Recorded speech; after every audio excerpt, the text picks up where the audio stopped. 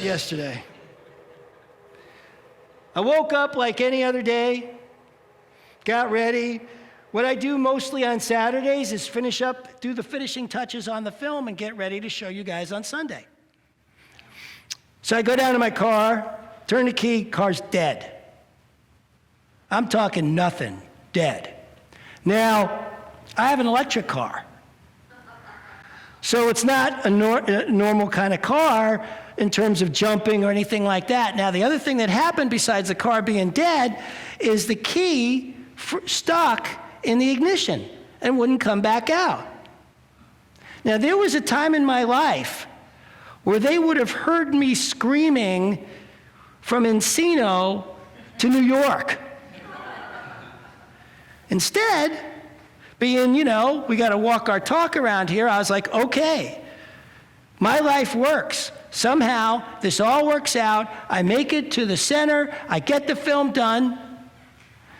And this all happens in a way where it's a blessing for me. There's a blessing here, and the blessing is that I get to rise. I get to not be the person I have been in the past. I get to be that person I am now and treat people well and treat myself well in this. Even though the next thing I had to do was get on the phone and speak to a customer service person, and if any of you know me, you know that that's my albatross, is talking to customer service people on the phone. So I decided, no, this is my opportunity. This is my opportunity to shift this whole thing for me. So I get upstairs and I call the dealership and I go, hey, the car's dead, the key's stuck in the ignition, can you tell me what's going on? Is there anything I can do here? And they were like, no, we don't have a clue, you gotta have it towed in. So I called AAA, and that actually goes very nicely. They're a very nice person on the phone. The information, it's going well. And I get a text message saying that the towing person's on the way, even faster than they said it would. And I was like, look, this teaching works. They're coming faster. And the guy shows up, and he can't fit in my garage. He can't get in. And he goes, let me see if I can jump your car. And I'm like, well, I'm not sure electric cars jump. So I don't know that there's anything you can do here. He says, well, let me take a look. So he gets under the hood. He goes, nope, you're right. There's nothing I can do. Goodbye. So I go, okay, I know my life works. This is not something to get upset about. This is not something to freak out about. This is just another step along the way to my life works. And I was calm. And I was like, wow, this stuff really works. I'm not even feeling that tightness in my stomach I usually get around these kinds of situations. I feel really okay. So I go upstairs and I call back the dealership. I tell them that AAA guy couldn't get in. Do they have any other suggestions? They said, actually, I have insurance for roadside assistance that came with the car that I didn't know about. So I get on the phone, call Fiat, and get somebody on the phone who was clearly new at the job. Now, in the past, I would have started to get a little testy with that person. Okay, maybe not just a little. But I thought to myself, wow, this is great. Another opportunity to rise, to be my highest self. So I went overboard being kind to this person as this person could not find me in the system, started asking me all these different questions, and it took about 25 minutes before she finally pulled me up. She pulls me up. I tell her the situation in terms of needing a truck that is low enough to get into a small garage. She says she totally understands, says we'll have a tow truck there shortly. We hang up the phone, and I get one of those texts saying, okay, tow truck on the way, here's the phone number for the tow truck. And that higher self in me says, call them. So I call the tow truck people, and the guy goes, thank God you called, because I tried over and over to explain to the person I was talking to that I could never fit into your garage. I've actually been there and know that my truck won't fit into your garage, and they gave me the job anyway. At this point, I treat again. I go, okay, thank you very much. I'm glad he thanked me for not wasting his time, and I thanked him for not wasting mine, and we hung up, and I called Fiat back. Because now I had more information. What the guy did tell me was that what I needed was something called a wheel lift with a dolly, because the other thing about my car was the wheels were locked and it was face into the space, so pulling it out would have been impossible without a dolly. So, okay, what I need is a wheel lift with a dolly. So I call Fiat back and I say, what I need is a wheel lift with a dolly. That's the only thing that's going to fit. And the guy goes, okay, please don't hang up, and my phone disconnects. Once again, I go into treatment, reminding myself that my life works. My life works. Calm myself down, because I got to admit, got a little under the collar about that particular moment. But it wasn't long. Calm myself down and go, you know what? I know this stuff works. To abandon the truth in your hour of need is to not understand the truth. It's written on the wall out there. I had it written on the wall out there, so I better live by it. So I'm just there going, okay. And here's the funny part. My mind is going through all these different ideas and plans and ways in which I can make sure if that card never doesn't get moved, I can still make it to church. I can still get this film done. I can still do everything I need to do. I'm starting to, I'm a chess player, and so I'm just kind of working through all the different ways in which this whole thing can work out. And then I stop myself and go, wait a minute. That's not my job. My job is to know the truth and listen to my higher self. That's my only job here. So I'm like, okay, stay centered in that. Because that's what we teach here, right? That's what we teach, is that you can try to figure all this kind of stuff out and make plans. I mean, there's this great line, God never laughs louder than when you make plans. So I started laughing because, I'm God, we are all God. So I was laughing. I was going, okay, this is hilarious. This is actually funny. This is my chance to prove this stuff. This is hilarious. So I'm laughing, and I call Fiat back, and I get somebody on the phone that says the person I was talking to is still working on finding what I need, the wheel lift with the dolly, and that I will get a text as soon as they figure it out. So I was like, okay. So I get off the phone and decide, okay, so I'm going to handle some of the things I need to handle at home now, because I'm going to not get hooked into this and oh my God, my time's running out or anything like that. I'm going to just know that this whole thing works out. So finally, about a half hour later or 45 minutes later to an hour later, truck finally, I get the text saying truck's on his way. I call the guy, because now I know to do that. And he says, yes, I have what you need, except I have to make sure you at least got a 6'8" clearance. I cannot get in without a 6'8" clearance. So I grab a tape measure, go downstairs, measure the whole thing, and at the lowest point, it's 8 feet. So we're good. Go back upstairs, guy comes down, comes in, and the first thing he does, and I tell him, okay, the thing's dead. He looks at my car, he says, I got one of those. And he goes, and as soon as I mentioned the fact that the key was locked in the ignition, wouldn't come out, he goes, oh, I know what that is. That means your 12 volt went out. And I said, my car's got a 12 volt? I thought it just had the big battery, ran the whole thing. He says, no, it's got 2 batteries. I'll show you.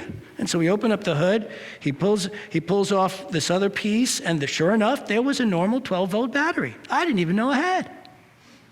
See, he just jumps the thing, and the car starts right up. He says, there's no problem here. Just drive the car to work. By the time you get there, the battery will be back full, and you'll be fine. I'm like, that's great. Car's running. I'm now driving. I come over here, and as soon as I end, I thought, I better back in the space, just in case. Back in the space, turn off the car, dead. I'm like, okay, but I'm here now, so I get to finish the film.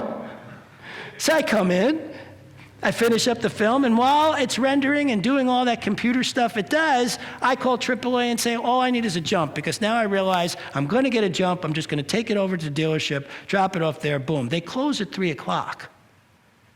So I'm now cutting a deadline about how fast the AAA guy is going to come over to give me that jump. But I'm still sitting in trust, going, this stuff works. I know it does. So the AAA guy shows up. He says, yep, that battery's dead. You need a new battery. And I said, well, before you give me a new battery, I want to make sure that the other parts that are normally in charge of charging the battery work. He says, actually, I can test those. I have all the equipment I need to test all your parts that would charge the battery. He tests all the parts, and he says, all the parts work great. Your battery's just dead. You need a new battery. And I have that exact battery in my truck. So he put it in, and that was that. And I was able to drive home, drive here today. Now, I backed in just in case. But it was clear, and in the end, when I looked at the whole series of events in terms of what I got done at home, before I got here, and then what I got done, the day didn't go the way I had planned it, but the day went amazing. There really wasn't that much that got in the way. In the past, my day would have been ruined by all the upset I would have had over all the things that occurred that got in the way. But instead, the day just went along like a great day where I got stuff done, because I got everything done I needed to get done. And I just thought to myself, this stuff really works. When we are willing to stand in the truth in our hour of need, because that's what it's called for. Instead of getting all upset and, oh no, I gotta do this, I gotta handle this. And I know people, including myself, who are really good at getting stuff done, really good at pressing through and making it happen. And then they're exhausted afterwards. And they're like, oh my God, that was such a drain, but at least I got everything done. Have you ever felt that way? Have you ever gone through a day and at the end of it felt, oh my God, at least I got it done, but I'm exhausted?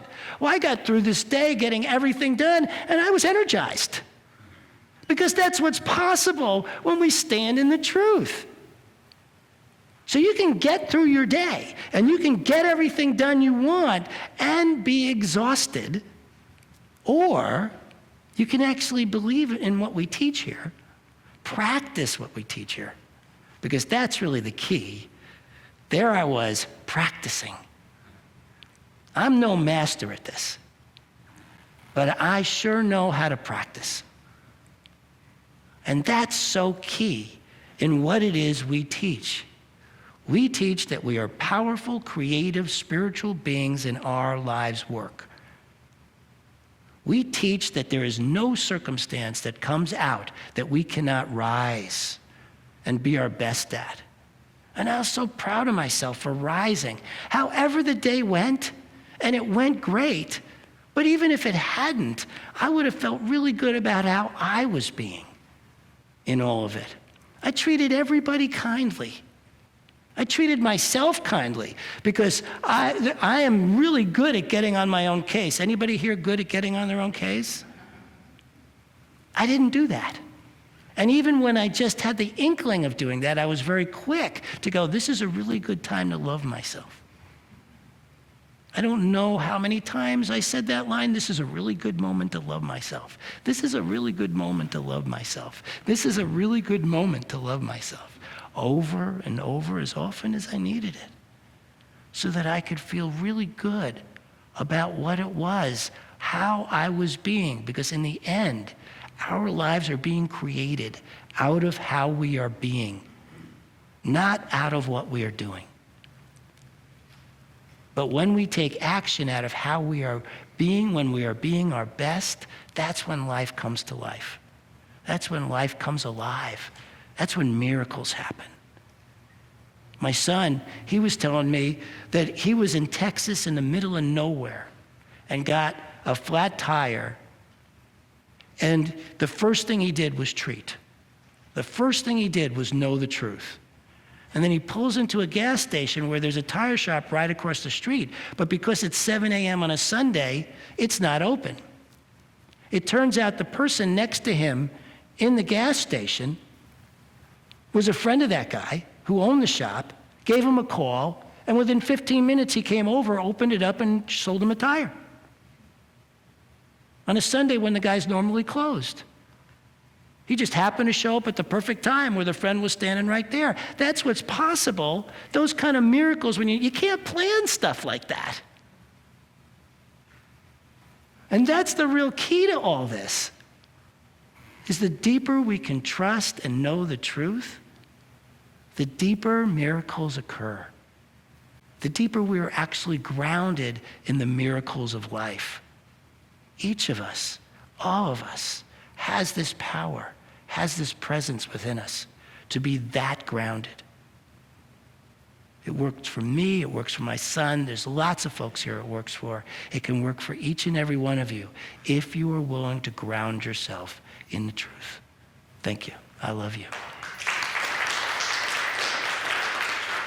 So, this is the part of our program where we invite one of our congregants up to be prayed on so that we can know the truth for them. Anybody here in this audience, if you get up, we all get to remind ourselves of the truth together. If you're willing to come up here and be prayed on, we all get prayed on. So who's going to be courageous enough today so that we can all be prayed on? Come on. Somebody's got to do it, because I'm just going to stand here until you do, and I know you guys want to go. Anybody? Come on. You got to let us pray on you. Oh, there we go, Denise. There you go. You know, you always got to wait to see if somebody else needs it more. All right, tell us what you want us to pray on. So I've just been going through a rough time in the last few months and really trying to find some peace and trust again. And that's what I would like you to know for me. All right, peace and trust. We need 8 to 10 hands on her.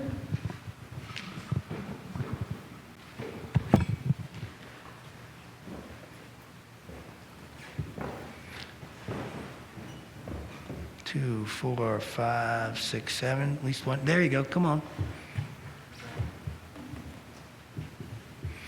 Come on, come on.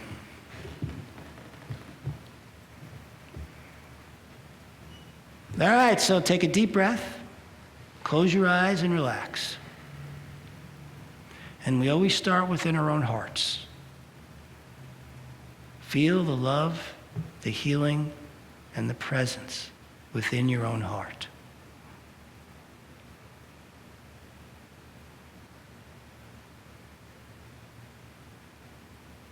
Now let it expand throughout your whole body, throughout the room, so that you can feel everybody else's heart here.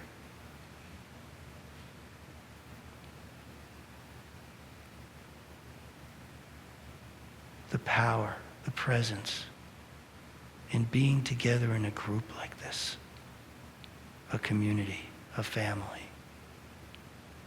And now send that energy to Denise. Let it pour through her.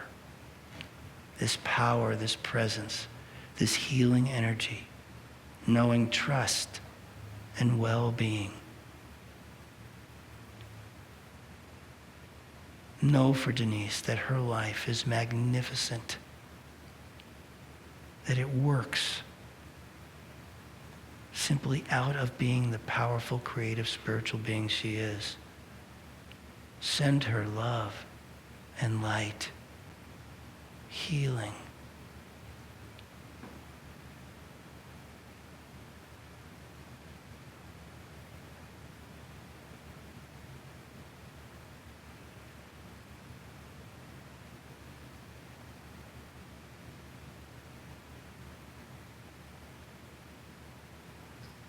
And I am so grateful for the power and presence of our community and for the health and well-being of Denise. I am so grateful that we come together like this for healing, for love, for connection. And I know that Denise now experiences that deep trust that her life works magnificently, as we all say together, and so it is. All right. Thank you.